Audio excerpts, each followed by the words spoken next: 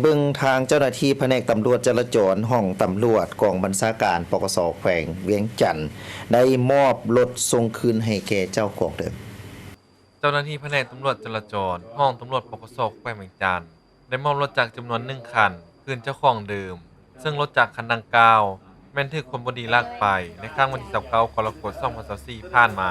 เจ้าหน้าที่ตำรวจจราจรห้องตำรวจปกสแขวงเวียงจันทน์ได้ลงตามจุดต่างๆกวดกาการสัญจรในนั้นได้กวดรถจักรยี่ห้อ Honda รุ่นเว็บฮอยบ่ติดป้ายทะเบียนจำนวน1คันผ่านการกวดกาเอกสารเห็นว่ารถจักรจำนวน1คัน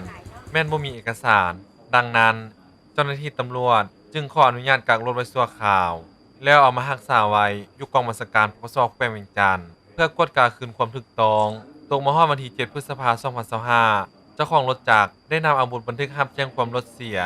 และปึ้มทะเบียนรถมายั่งยืนอยู่แผนกตำรวจจราจรห้องตำรวจปกสแขวงเวียงจันทน์ทางเจ้าหน้าที่พวกเฮาก็ได้กวดกาเลขจักรเลขถัง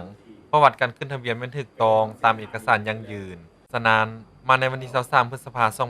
2025เจ้าหน้าที่แผนกตำรวจจราจรห้องตำรวจปกสแขวงเวียงจันทน์จึงได้นำเอารถจักรจำนวน1คัน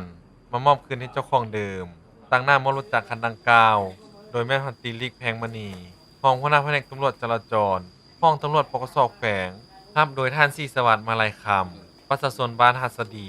เมืองจันทบุรีนครหลวงเวียงจันทน์เจ้าของทรัพย์พร้อมด้วยพนักงานนางงบที่เกี่ยวข้องเข้าร่วมเป็นสักขีพยาน